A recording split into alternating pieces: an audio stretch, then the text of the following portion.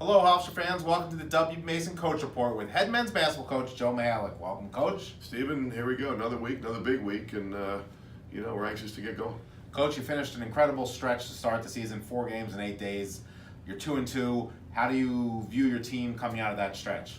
Well, a lot of good things. A lot of good things. A lot of things to feel good about. I mean, but the challenge for our players is to not be happy with close. I mean, we're close. We were close to beating a really good team at Marshall. Close to beating a really good team at Maryland, but we came up short, and we have to decide we're not happy with that. We have to decide that we're not satisfied with just being close, and what's the old expression, good is the evil of great, so or good is the enemy of great, so let's try to be better. Let's take each game last week. You started the week with a game against North Carolina A&T, and I know you talked about it post-game. The game did not play out like you thought, and I guess that's a credit to your own team. You guys kind of dominated that game after the first few minutes, and what did you think from your team? It was a surprise to me. In fact, I was just talking to one of the assistant coaches at Wake Forest because I watched Wake Forest play North Carolina A&T, and Wake Forest, they trailed. It was a really close game for most of the game at Wake Forest. So, it was a dangerous game. It had a lot of, what's the expression, trap game flavor to it, and I thought our guys, were tough enough to play well enough to get the job done.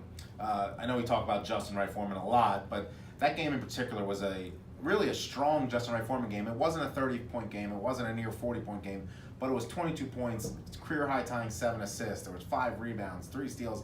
He really made an impact in every area of the game. Did you view that kind of as the ultimate Justin Wright Foreman game there? Yeah, he was a very efficient player. If I remember correctly, too, he 9 shots. Yeah, he was very efficient, maybe 6 for 9 or something like that. So he was efficient, and he is going to draw a lot of attention. And when he can get 7 assists, that's obviously a big plus, making the right play. Listen, he's a guy that can make and take some really tough shots. He's gifted, so he's going to take some of them. But it's good to see that when he's not really there, he's making a good decision. Who else did you like from that game that you saw real good, solid performances out of? Staff had a good game. That was Staff's breakout, right? I thought Staff was really good. Made some shots when we needed him. He's playing better and better, and he's a perfect example. I mean, I love him. He knows I love him. But my challenge with him is like, hey, you can even be better than what you are right now, and you got to decide you want to be. Yeah, there's 2 players that have clearly taken a step forward this year. It looks to be one being Stafford Trueheart, who's really ingrained himself in the starting lineup and been a real strong supporter. And then DeJour Bowie's assist and scoring has really stepped up, and he also had 7 assists in that North Carolina A&T game. What are your thoughts on that, DeJour? Yeah, I mean, he's our leader. I mean, that doesn't mean that Justin and Elijah aren't talked about more, and they aren't the all-conference guys. But DeJour he's the straw that stirs the drink, and he's our glue guy, and he keeps everybody together. And when he has the ball in his hands, usually good things happen. And then for the second straight week, get another short turnaround to your next game on the road. And as you mentioned before, you headed to Maryland. Your team was probably the better team on the court for 25 to 30 minutes, maybe 25. Yeah. What'd you like from your team from that first 25 minutes or so that really allowed you guys to get out to that 8-point lead?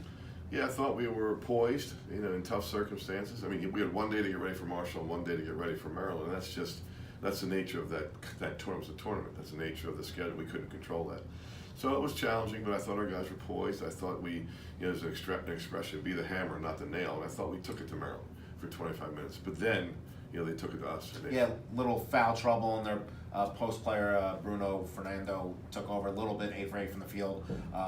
Is that kind of what you saw the same down the stretch? Sure. I mean, here's what we had to do to get that done at Maryland. We needed to somehow, offset or control the 2 big guys. In the second half, we didn't. He's an NBA player. I mean, he's going to be making a lot of money next year playing for one of those 30 teams in the NBA. And he had the best of us. He was 8 for 8 from the field. We just had no answers for him. And we needed a little bit of lady luck. We needed for them to miss some shots. And a guy who hadn't made a 3 all year long went 3 for 5 from the 3-point line. So that's the way it goes. I mean, you pick your poison with them, test their jump shot, try to control the inside guys. And to their credit, they were still good inside, and they made some shots. How well do those games against Marshall and Maryland help your program as you move forward and into CAA play? Well, it's why you play those games, to become better. I know it sounds a little corny, but to become a better team, for your players to improve, to get challenged every night, so that when we go play at Charleston, at Northeastern, at all the teams in our league that are going to be challenging, that we're a little better prepared to play those games. Coach, a credit to you and your staff for the schedule you guys put together this week. It's another incredible week in the schedule, non-conference schedule. and it's not like you're playing the Duke, Kansas, or the UCLA's of the world, but you're playing really strong teams against from really good conferences, NCAA tournament caliber teams. And this week, you have a great team from California, Cal State Fullerton, NCAA tournament team, and VCU. All Hofstra fans know about the VCU. You go on the road there. Your thoughts about this week, which, like I just said, is just an incredibly strong week in the non-conference schedule. Yeah, good schedule, really good schedule. I don't know if it's the best in our conference, but I think it might be. Hey, listen, anybody that's watching this, I hope you can come Wednesday night to see our game. It's going to be a great game. Two really good teams. Both teams have really good guards. And if, I don't know, if you're home for the Thanksgiving holidays and you're looking for something to do Wednesday night, please come out to the MAC Arena and watch two great teams. It's going to be a great game. But very good team. As you said, they're an NCAA tournament team. They won their conference. They have everybody back from the team last year. And they have, two good guards who, one of them's getting some NBA looks. And Justin's best friend from high school is actually the star guard on Cal State Fullerton, so good little storyline. And then Saturday you head to an old Hofstra rival from the CAA days, who's clearly one of the strongest teams in the CAA and has made their name known in the Atlantic 10 in VCU. Thoughts going to another incredible road environment. Yeah, I mean that's going to be really tough. I mean it's, but I'm going to say this. All we're thinking about right now is that Fullerton game.